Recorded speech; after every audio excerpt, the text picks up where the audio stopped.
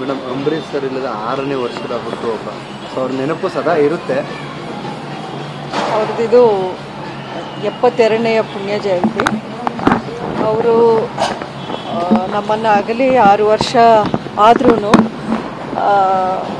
ನಮ್ಮ ಮನಸ್ಸಲ್ಲಿ ಅಷ್ಟೇ ಅಲ್ಲ, ಎಲ್ಲ ಅಂದರೆ ಅವರನ್ನು ಪ್ರೀತಿಸ್ತಿರೋ ಅಭಿಮಾನಿಗಳು ಅಥವಾ ಅವರ ಸ್ನೇಹಿತರು, ಆಪ್ತರು ಎಲ್ಲರೂ ಇನ್ನೂ ಅವರು ಇದ್ದ ಹಾಗೆ ಅದೇ ಒಂದು ಅಭಿಮಾನ, ಅಷ್ಟೇ ಒಂದು ಪ್ರೀತಿ ಇಟ್ಕೊಂಡು ಇನ್ನೂ ಅವರ ಹುಟ್ಟುಹಬ್ಬವನ್ನು ಅಷ್ಟೇ ಸಂಭ್ರಮದಿಂದ ಆಚರಿಸ್ತಿರೋದು ನಿಜಕ್ಕೂ ಎದೆ ತುಂಬಿ ಬರುವಂಥ ವಿಷಯ.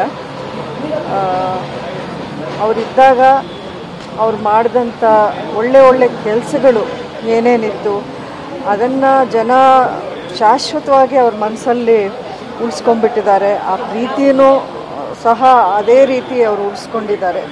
ಅದೊಂದೇ ನಮಗೆ ಸಮಾಧಾನ, ತೃಪ್ತಿ. ಆ ಪ್ರೀತಿಯಲ್ಲೇ ನಾವು ಅಂಬರೀಷ್ ಅವರನ್ನು ಇನ್ನೂ ನೋಡಿಕೊಂಡು ಅಷ್ಟೇ ತೃಪ್ತಿ ಪಡ್ತೀವಿ ನಾವು. ಮೆಲ್ವಿನ್ ಲಿವಿಸ್ ಹಂದಿ ಸಾಕಾಣಿಕೆ ಮಾಡಿ ವರ್ಷಕ್ಕೆ 1 ಕೋಟಿ ಗಳಿಸ್ತಿದ್ದಾರೆ. ನೀವು ಕೂಡ ಅವರಿಂದ ಕಲಿಬೇಕಾ?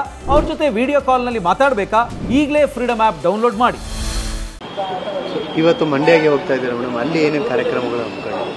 ನಾನು ಕಳೆದ ವರ್ಷವೇ ಡಾಕ್ಟರ್ ಅಂಬರೀಷ್ ಫೌಂಡೇಶನ್ ಅಂತ ಒಂದು ಚಾರಿಟಿ ಟ್ರಸ್ಟ್ನ ನಾವು ಉದ್ಘಾಟನೆ ಮಾಡಿ ಅದಕ್ಕೊಂದು ಚಾಲನೆ ಕೊಟ್ಟಿದ್ವಿ ಮಂಡ್ಯದಲ್ಲೇ. ಅವರ ಪುಣ್ಯತಿಥಿಯ ದಿನ ನವೆಂಬರ್ 24ಕ್ಕೆ ನಾವು ಮಂಡ್ಯದಲ್ಲಿ ಮಾಡಿದ್ವಿ ಆ ಒಂದು ಈವೆಂಟ್ನ.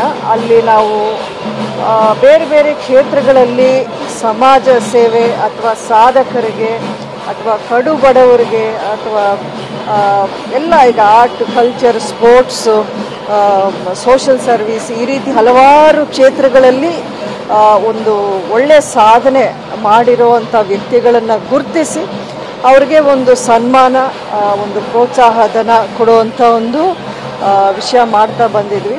ಈ ವರ್ಷ ಹುಟ್ಟುಹಬ್ಬದ ದಿನ ಇನ್ನು ಕಳೆದ ವರ್ಷ 3 ಜನಕ್ಕೆ ನಾವು ಸನ್ಮಾನ ಮಾಡಿದ್ವಿ. ಈ ವರ್ಷ 4 ಜನಕ್ಕೆ ಮಾಡ್ತಾ ಇದ್ವಿ. ಇದನ್ನು ಇನ್ನೂ ಪ್ರತಿ ವರ್ಷವೂ ಇನ್ನೂ ಎಕ್ಸ್ಪ್ಯಾಂಡ್ ಮಾಡಿಕೊಂಡು ಇನ್ನಷ್ಟು ದೊಡ್ಡ ಮಟ್ಟದಲ್ಲಿ ಬೇರೆ ಬೇರೆ ಸೋಷಲ್ ಸರ್ವೀಸ್ ಸಂಬಂಧಪಟ್ಟ ಕೆಲಸಗಳನ್ನು ಮಾಡಬೇಕು. ಅಂಬರೀಷ್ ಅವ್ರ ಜೀವನದಲ್ಲಿ ಎಲ್ಲರೂ ಅವರನ್ನು ಕಲಿಯುಗ ಕರ್ಣ ಅಂತಲೇ ಕರಿತಾ ಇದ್ರು.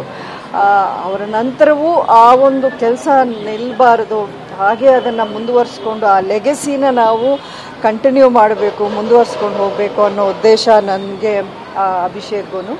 ಸೊ ಆ ಒಂದು ನಿಟ್ಟಿನಲ್ಲಿ ಈ ಒಂದು ಕಾರ್ಯಕ್ರಮವನ್ನು ಮಂಡ್ಯದಲ್ಲಿ ಮಾಡ್ತಾ ಇದ್ದೀವಿ.